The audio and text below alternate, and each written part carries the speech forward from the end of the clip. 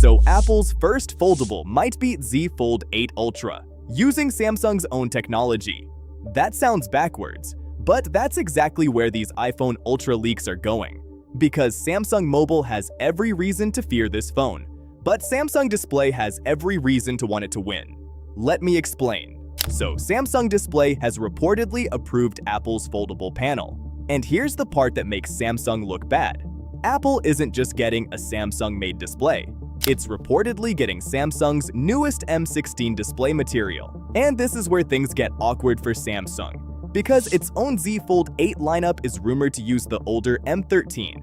Now we still don't have exact brightness or efficiency numbers, so I won't pretend we do. But M16 should mean better brightness potential, better efficiency, and longer lifespan.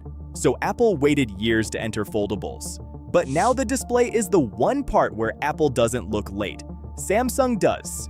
But this is where the story stops being about display tech. Because at first, this makes no sense. Why would Samsung help Apple build a phone that goes straight after the Z Fold 8? Here's the thing. Apple has been the biggest smartphone OLED customer for years, and that creates the uncomfortable part. Samsung's phone division wants to beat Apple, but Samsung's display division has every reason to want Apple's foldable to succeed. And for the Z Fold 8, that's a nightmare.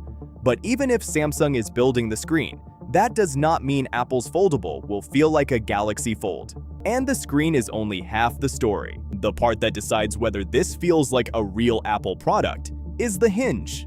Apple is reportedly using liquid metal. It's basically a metallic glass designed to resist wear after hundreds of thousands of folds. Samsung has years of foldable experience, but Apple has the advantage of waiting, watching everyone else's mistakes, and showing up with a cleaner design. So the display may be Samsung's, but the foldable experience might be all Apple's.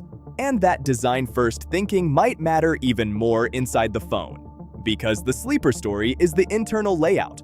Foldables have always been repair nightmares: glued batteries, fragile inner screens, messy cables, and painful repair bills. Apple used to have that same reputation, but recent iPhones have become cleaner inside, with easier access and more repair-friendly layouts. Now the leaks point to the same idea here.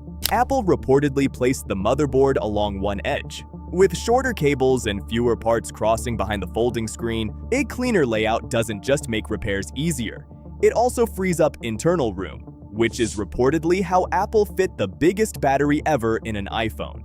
But bigger battery doesn't automatically mean better battery life, so efficiency matters just as much. Apple may not be chasing the thinnest foldable. It might be building the least annoying one to actually own. So the only real question left is, when can you actually buy it? And honestly, the timeline has been messy. One report claimed Apple's foldable slipped to 2027, but newer reports still point to a September announcement. The safest read is this: Apple may announce the iPhone Ultra in September, but actual availability could slip to October or November. Something similar Apple has done it with the iPhone X. That leaves Samsung with one clear advantage. The Galaxy Fold 8 launches earlier, and Samsung already has years of foldable software polish behind it, so Samsung may win the calendar. And while Apple's busy using Samsung's best tech against Samsung, the iPhone 18 Pro has a very different problem. Apple's copying a Samsung move on it. They're just doing it at completely the wrong time. Click right here to watch it in full. This is Techtics, and I'll see you there.